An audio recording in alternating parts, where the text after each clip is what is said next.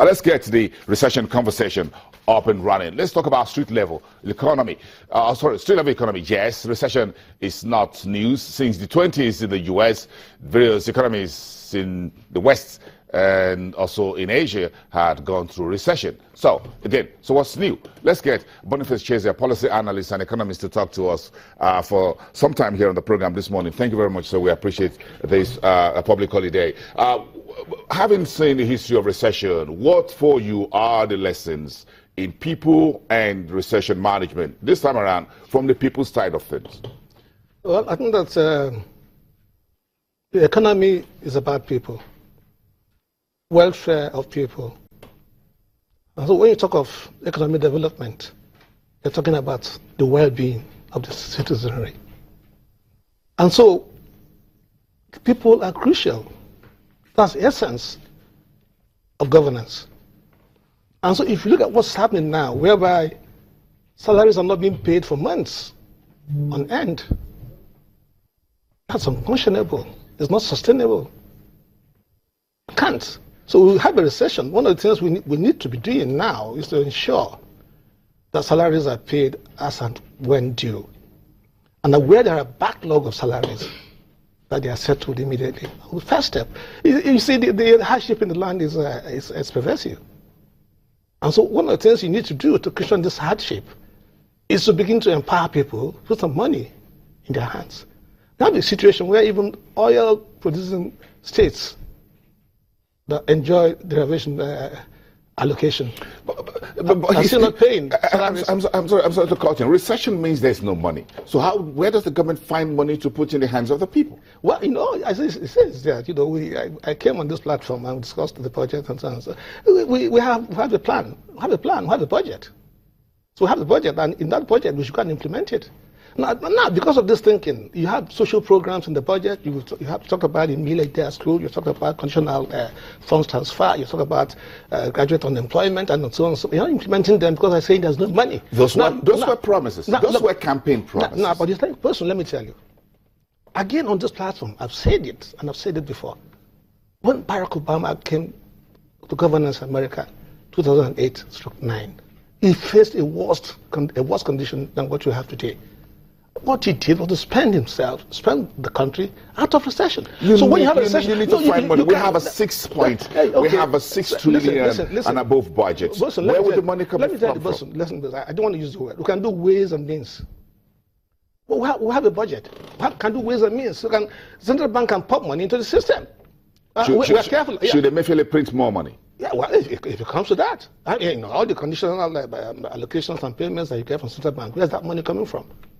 The thing is, you have to inject that money in a systematic manner, not to overheat the system, not to turn your currency into a worthless paper. That's all the fear you have. But you must get people going. You must spend some money. Now, for instance, if we're talking about recession, we came here on this platform, and we discussed when the budget was going to come that we wanted an expansionary budget. And I said to you, in that budget, we had a plan to implement that budget. We had a borrowing plan. And that plan is not being implemented for goodness sake. All we've had with that budget is gone from this missing to it's been padded and so on and so forth, and nothing is happening. And what I'm saying to you is that you have to spend money. You borrow the money, you spend it. Okay, now let me tell you. Let's take, say, TSA, Treasury's single account. Look at what is doing to the system. Now, you have, fine, okay, you want to fight corruption. So you mop up this liquidity from the banks and you sanitize it with central bank. And then the banks don't have, they are looking for money to lend. And so I say, look, okay, we're thinking of what to do. Let's go and revisit. And I will see what is happening. The banks they don't have the money to lend. Interests are not affordable. They battle with exchange rates that mops up excessive naira liquidity in the system. And why do we have such monies sitting with central bank idle? Those are not issues. So we need to begin to put our taking. Okay, we want to fight corruption. I said to us here also, corruption is not an end in itself. Corruption can never cease. There's no environment that doesn't have corruption. What has happened in some environments is that they built up institutions And so it's idea to checks and balances. Let me cut it here and go back to the basics, the basic economics of recession. And let's start from the president's statement. And I want your comments very quickly and very short. Then what lessons do we draw from part of what the president says today, as reported in the media? He says, quote, and we put it on screen before, it is impossible to separate the present from the past to appreciate the extent to which mistakes of the past are affecting everyday life today. So the president is talking about everyday life today because there were mistakes made in the past. And one of those mistakes, if I would be speaking for the president, based on facts available, the absence of savings at the federal and state level. So salaries are not paid. In the version, I chuckle. See, the thing is that this government has been on ground for close to 18 months, at least 15 months. We cannot continue to blame the past. Otherwise, we will not make any progress. We can't. Quick question. Quick question. Yes. Do you believe there were mistakes in the past? Oh, obviously. I mean, it's obvious. Thank you. Do you believe those mistakes are affecting today's everyday life? No. Well, if you allow that to continue to affect everyday life, that's not a yes or a no. No. If we want to live with that, then we're not going to make any progress. If you have errors within the system, I would expect that those errors, they cannot live there. They have a lifespan.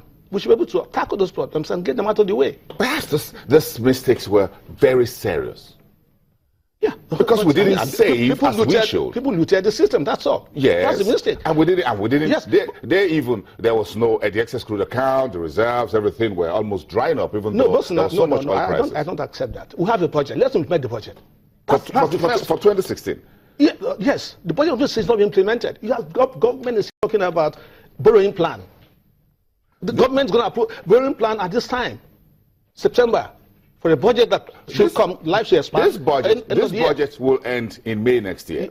Yeah, because if you look at the time it was passed and it was approved by the National Assembly, it's going to have a lifespan till May next year. So we're still looking about 8 months or close to that. So you think there's still enough time to implement the budget? You see, we should begin to embrace best practice. You have your fiscal year. Fiscal year corresponds with the yearly calendar. That's what it should be. The fact that we inadvertently we make mistakes and we find that our budget has been approved in May, July. So whenever it's approved, we begin to count from there. I mean, I listened to the Dogara. He did say something when the president made this presentation. Yes, in December last year. Yes, he did say something. He said something to the effect that what you just said. That that we should reset the budget calendar. Yeah, but it's not done that way anywhere. Nigeria cannot be an island unto itself. All parts of the world, we must come to the table and embrace best practice. People say it starts 1st January. Why can't we do it? We have the Fiscal Responsibility Act that says by the end of the second quarter, medium-term expenditure framework must be ready and approved by the Federal Executive Council. Why is it not being approved now? But you begin to lay the foundation of delayed budget. You begin to lay the foundation of budgets not being implemented. You begin to lay the foundation of this country not getting out of recession. Now let's talk about life and living during recession. How have you been coping? Let me tell you personally. I think I've been here for quite some time, and I've seen contractions, I've seen recessions, and so on and so forth. You lived through the structural adjustment program. I lived through. You lived through the austerity measures. So let me tell you, I got back to this country in the early 80s, and we were keen for basic commodities. That was which was rice, vegetable oil, rice was even too far. You're talking of soap, powder, milk, and detergent, and so on and so forth, things like that, basic stuff. And you needed to know the Kingsway store manager. You get the paper from him to get an allocation. I lived through SAP. That was after the Shehu Shagari's administration. Well, it was during his administration. That he actually started. Early 80s. That's when we had this essential commodity, Esenko. Okay. And so we've seen it all. I said to people, but are things as worse today, as bad today as they were back then? Well, I think it's getting worse because what saved us then.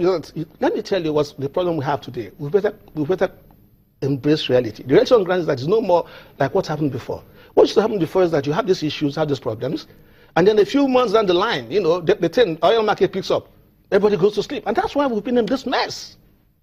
So you agree that there were mistakes in the past? Oh, there were mistakes because we had programs, we had policies, we are not improving on the policies, we are not implementing the policies. This is what is happening. We're not implementing them. How do you think Nigerians should be living during this recession period? Now, first of all, those in governance should be very careful. They should mindful of the fact that Nigerians are committing suicide because of the economic situation as it is today. Go through the social media. People take their children to a shop, and he leaves his a son there, and he goes up to say, "Let me go to the house to see whether Madam will like this." And he drops his son in exchange. But we've heard things like that before. Well, I don't know. Are they really new? No, they're not really new. No, and then you find, folks also do all kinds of things for money. And then you find, well, even while this is happening in Boson, governors are going and demolishing people's property. I don't want to mention states, but these are all there in the papers.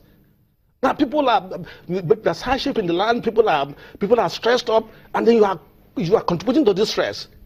Let us have governance with human kindness, with milk of human kindness. We will start this conversation because we want to continue with you. But very quickly, do you think it is time for Nigerians to begin to look at changes that beat recession? Do you think we should begin to look at changes that beat recession? I don't want to go with perhaps try to sidestep changes start with me or with who does it start with. But do you think Nigerians should begin to weigh their needs versus their wants? Well, that's always been there. I mean, you have to think about your needs. Wants are like extra. There's some basic things which we need in this country. I'm pleased that where I live for some time now. I've not been buying diesel. Despite the fact that things have gone up because power situation has improved. And we're still waiting to see whether in fact that improvement is due to the fact that that water levels have come up. Well, we have issues. You're talking of fighting recessions. Look at Niger Delta. You should go and sort out Niger Delta. That would be the first step in fighting recession. Niger Delta is on fire. We're not selling the crude at the level we should sell it. And the price, and then I'm sorry to cut in there. We'll go back to the street level economy in which price of petrol, transportation, you go to the shops, you're going to pay school fees in September and things like that. In terms of this street level at which what you call the common man economy, you think people should begin to look at things they can cut down because income is not as what it used to be? Not of course, the Governor of Central Bank is on record. He said part of the problems we have is that we consume what we don't produce. Now, if you look at what Isaac Okorafor has been saying, Acting Director of Corporate Communications, he says we import eggs from South Africa. We import beef from Zambia. We import toothpick from China. What's that supposed to happen? Have you followed Umofia, the guy that produces the tomato puree? What it comes to tell you? But because we're importing these things, because this government said they should stop bringing these things in.